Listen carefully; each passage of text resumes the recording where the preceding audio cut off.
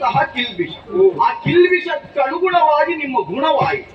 ಆ ಗುಣದಿಂದಲೇ ದೊಡ್ಡದೇ ಬೇಕು ಎನ್ನುವುದನ್ನು ಅರಸುತ್ತಾ ನೀವು ಅಟ್ಟುತ್ತಾ ಹೋದಿ. ನೀವು ಅರಸಿದ್ದು ಅಥವಾ ಅಟ್ಟಿದ್ದು ಬ್ರಹ್ಮನನ್ನು. ಬ್ರಹ್ಮ ಅಂದರೆ ದೊಡ್ಡದು ಎನ್ನುವುದೇ ಅರ್ಥ.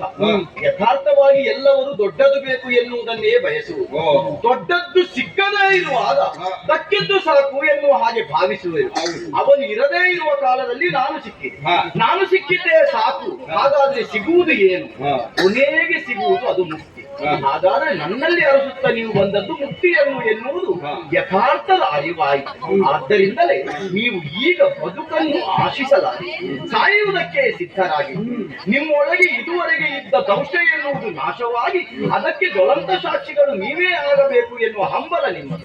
ಕರುಣಿಸುವವನು ನಾನೇ ಇದ್ದೆ ಹಾಗೆಂದು ಉಸಿರು ನಿಲ್ಲುವ ಈ ಕಾಲದಲ್ಲಿ ಹೆಸರಾದರೂ ಉಳಿಯಲಿ ಎನ್ನುವುದು ನಿಮ್ಮ ಪ್ರಾರ್ಥನೆ. ಹೆಸರಿಸುವವನು ನಾನೇ ತಾನೇ, ಯಾಕಂದರೆ ನಾನು ನಿಮಗೆ ಜನಕ. ಆದ್ದರಿಂದ ಮೃದುವಾದ ಸ್ವಭಾವವನ್ನು ಹೊಂದಿದ ನನ್ನ ಮಕ್ಕಳಾಗಿದ್ದರು ಇದು ತನಕ ಅಧಟನೇ ಮೆರೆದವರು ನೀವು. ಅದಕ್ಕನ್ವರ್ಥವಾಗಿ ಮಧು ಕೈಟಭ ಎನ್ನುವ ಶುಭ ನಾಮವನ್ನೇ ನಿಮ್ಮ ಆಶಯದಂತೆ ನಿಮ್ಮನ್ನು ನಾನೇ ಕೊಂದು ಕಳೆಯುತ್ತೇನೆ. ಮಧುಸೂದನನಾಗುತ್ತೇನೆ, ಕೈಟಭಾಂತಕನಾಗುತ್ತೇನೆ. ಆ ಮೂಲಕವಾಗಿ ನಿಮ್ಮ ಹೆಸರು ನನ್ನೊಂದಿಗೆ ಶಾಶ್ವತವಾಗಿ ಉಳಿಯಿತು. ಹಾಗೆಂದು ನಿಷ್ಪ್ರಯೋಜಕವಾಗುವುದಿಲ್ಲ ನಿಮ್ಮ ಸಾವು. ಸದ್ಧರ್ಮ ಸಾಧನೆಗೆ ಸಮರ್ಪಿತವಾಗುತ್ತದೆ ಎನ್ನುವುದಕ್ಕಾಗಿ ನಿಮ್ಮ ದೇಹದ ಮೇಧಸ್ಸನ್ನೇ ಈ ಜಲಧಿಯಲ್ಲಿ ಪಸರಿಸುತ್ತೇನೆ. ಧರೆಯನ್ನು ಸೃಜಿಸುತ್ತೇನೆ. ಮೇಧಿನಿ ಎನ್ನುವ ಶುಭ ನಾಮವನ್ನೇ ಇರಿಸುತ್ತೇನೆ. ಧೃತಿ, ಕ್ಷಮ, ಧಮೋ, ತೇಯಂ, ಶೌಚಮಿಂದ್ರಿಯ ನಿಗ್ರಹಂ, ನಿರ್ವಿದ್ಯಾ, ಸತ್ಯಮ, ಕ್ರೋಧ, ದಶಕಂ ಧರ್ಮ ಲಕ್ಷಣ. ಈ 10 ಧರ್ಮ ಲಕ್ಷಣಗಳನ್ನೊಳಗೊಂಡಂತಹ ಆ ಪವಿತ್ರ ಭೂಮಿಯಲ್ಲಿ ನೂತನವಾದಂತಹ ಸೃಷ್ಟಿ ಆವಿಷ್ಕಾರಗಳನ್ನು ಮಾಡುವವನು ಬ್ರಹ್ಮದೇವನು.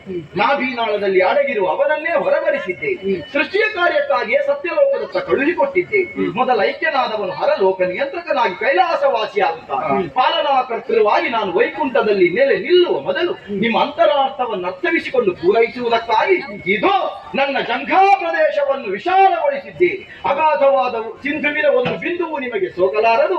ಮಕ್ಕಳೇ, ನನ್ನ ಮಡಿಲೇರಿಕೊಳ್ಳಿ.